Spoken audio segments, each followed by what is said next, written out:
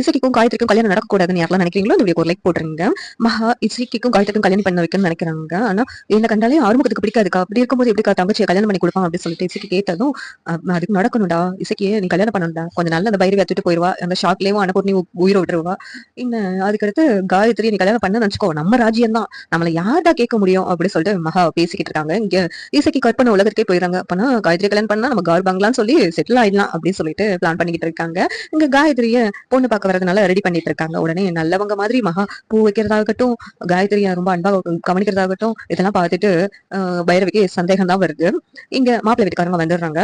எல்லாத்தையும் உட்காந்து பேசிக்கிட்டு இருக்காங்க. மாப்பிள்ளை பொண்ணுக்கும் பிடிச்சிருக்கு. மகா ஏதாவது குறை சொல்லி மாப்பிள்ளை வேண்டாம்னு சொல்ற மாதிரி பண்ணணுமேன்னு சொல்லிட்டு, சரி நீங்க என்ன வேலை பாக்குறீங்க அப்படின்னு சொல்லி கேட்கறாங்க. டீச்சரா இருக்கேன்னு சொன்னாலும் எவ்வளவு சம்பளம் வரும் அப்படின்னு கேட்கும்போது 20,000 ரூபாய் வரும்னு சொல்றாங்க.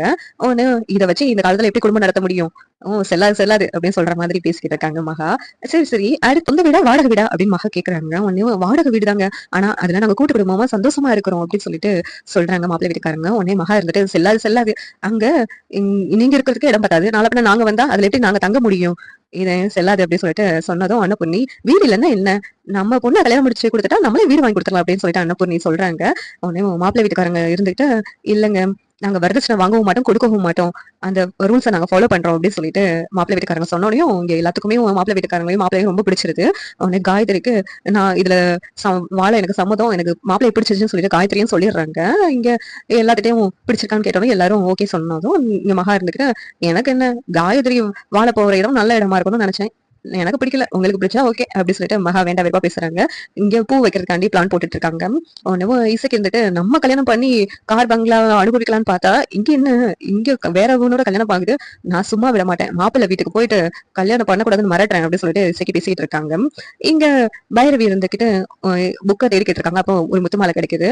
இவன் நம்மளை இம்ப்ரெஸ் பண்றதுக்காகவே இதெல்லாம் பண்ணிக்கிட்டு இருக்கான், எப்படி இம்ப்ரெஸ் பண்றான்னு பாக்குறோம், அந்த தூக்கி குப்பையில போட்டுரும் அப்படின்னு சொல்லிட்டு பைரவி அந்த முத்துமாலையை எடுத்து குப்பையில போட்டுறாங்க. அப்ப இங்க ஆறுமுகம் வந்துட்டு எல்லா இடத்துல தேடிக்கிட்டு இருக்காங்க. ஆனா அது கிடைக்கவே இல்லை. என்ன தேடுற அப்படின்னு கேட்கும்போது இங்க முத்துமாலை வச்சிருந்தேன் காணும் அப்படின்னு சொல்லிட்டு ஆறுமுகம் கேக்குறாங்க. உடனே முத்துமாலையா, என்னை இம்ப்ரெஸ் பண்றதுக்காக நீ எங்க அப்பா கிட்ட கேட்டு எனக்கு எல்லாம் வாங்கி கொடுத்தேன்னா நான் மனசு மாறிடுவேன் நினைக்கிறியா, நீ எனக்கு அவ்வளவு பெரிய துரோகம் பண்ணிருக்க, அதை சீக்கிரமா நான் மன்னிக்கவே மாட்டேன் அப்படின்னு சொல்லிட்டு பைரவி பேசிட்டே இருக்கிறாங்க. அந்த நேரத்துல அவங்க தங்கச்சி வர்றாங்க.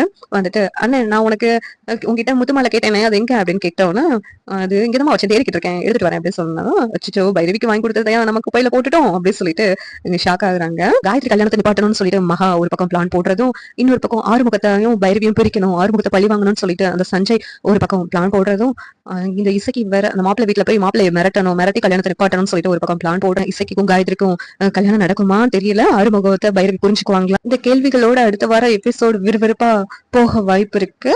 நீங்க என்ன நினைக்கிறீங்கன்னு கமெண்ட் பண்ணுங்க. இந்த வீடியோ பிடிச்சிருந்தா லைக் பண்ணுங்க, ஷேர் பண்ணுங்க, சப்ஸ்கிரைப் பண்ணுங்க. தேங்க்யூ.